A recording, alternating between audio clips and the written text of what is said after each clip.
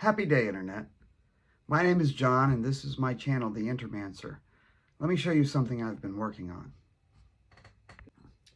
This is my project, Gaia F Core. You can find it on GitHub. This is not the current head of the commit. Okay, every time I try to do something all new without having tried it first, it all goes wonky. Here we go. So I'm going back a few commits just so that I can show you where I've been and how I got where I am.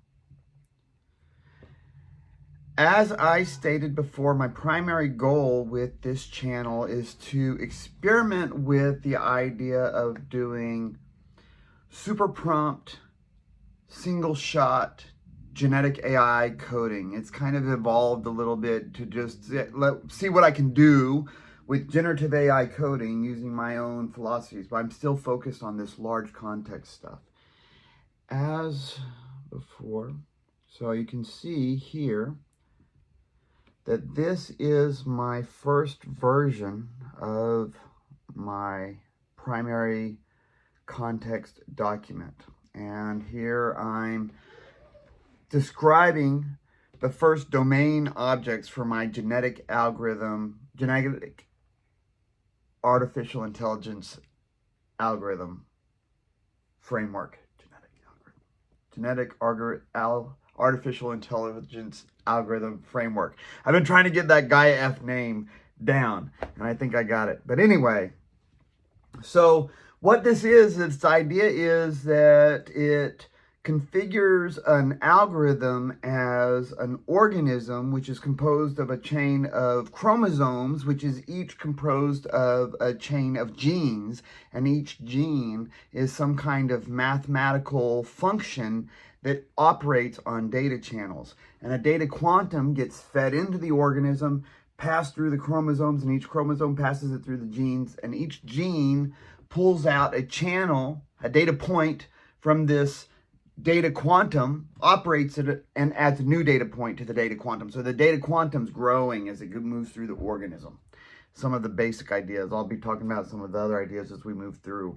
Really, at this point, my genetic algorithm framework isn't the most important thing here. Now it's me just experimenting with this super prompt style. But hey, maybe I come up with something great. We'll see. All right. So going through this, I've described most of these things, and this is a previous version. What I was just talking about with data point, you'll see in a later episode.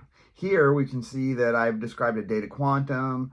It just has values, double values that you can add and get and by an index, and I have this uses mod on the index. We'll talk about that in a moment. I define this data quantum consumer, and I declare it to be an interface. Now here's something interesting, because I've been doing this a few times. This is not my first experiment with this kind of generative AI coding. This is my first time doing it actually on GitHub and actually compiling things and making everything run. But earlier I learned that if I want something to be an interface, it's best to just declare it to be an interface. You should know that I'm making these context documents biased towards Java. I'm not aiming for a generic document. Maybe sometime down the road I'll try to genericize it, but I'll probably won't worry about that here. Probably not. We'll see. We'll see. We'll see what it takes. Some point, because I'm going to be adding more context documents. There's going to be a set of them. So maybe I'll develop the skill myself to describe these in a more generic way. So genes, chromosomes, and organisms, just like I described, they're all data quantum consumers.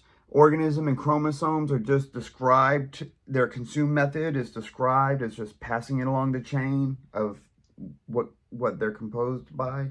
And gene says, okay, subclasses will have an operation.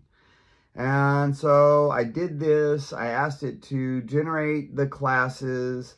It did. And here's what we've got. We've got some good stuff. Let's look at what we've got. First off, the data quantum, as you'd expect, just a list of values It's got double in here, but it relies on some of the implicit casting to just do add and gets without having to do casting into the double type, not the non-primitive. And then here it's got this mod. This is something I described in my context, modding the index so this always returns a value, but that behavior is something that an earlier run of the generative AI taught me as a better method for implementing the behavior I wanted. So now when I just find my domain document, I know to describe this get value that it uses mod on the index. Before I was being way too wordy. All right. Also, another very interesting thing here is a test for Data Quantum, because you can see that it tested the mod behavior, and this comment even came from generative AI, and it tested it correctly by adding 2 values to the Data Quantum, a 1 and a 2, and testing that getting something past the size of the internal index returned the value of the first element in it. So it did everything perfect.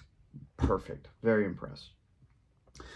The Data Quantum consumer interface, as you'd expect, is very straightforward. And then we go to the organism, which is a concrete class, has a list of chromosomes, only has to consume, similar for chromosomes.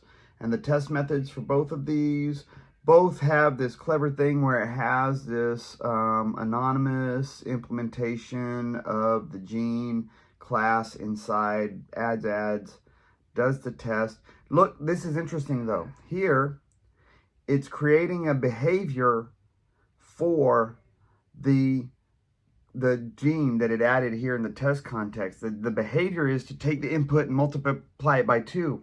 And it tested correctly for that behavior over here. So it not only created an operation for a test gene, it tested that operation correctly in the test method outside of it. That was impressive to me. And finally, the gene test, since gene is an abstract class, it defines this method to consume, and the gene test here just does that same test implementation. And it's really, this is overboard for an interface, but I guess it's abstract, so this is good because I'll be adding behavior to the gene later.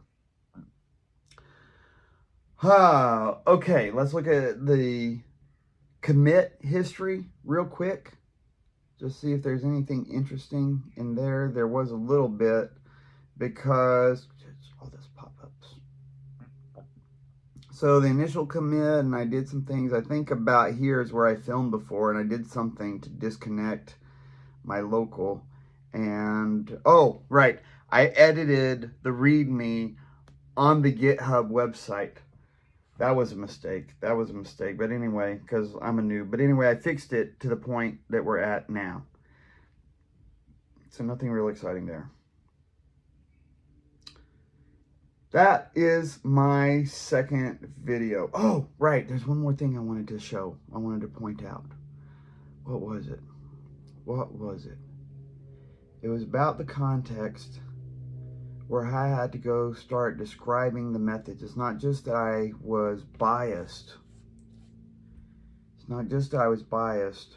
I found myself at one point, this is story time, I found myself at one point adding these methods to the Data Quantum in the code. And I realized then that for this experiment to work, I have to take a context-first approach to all of my coding.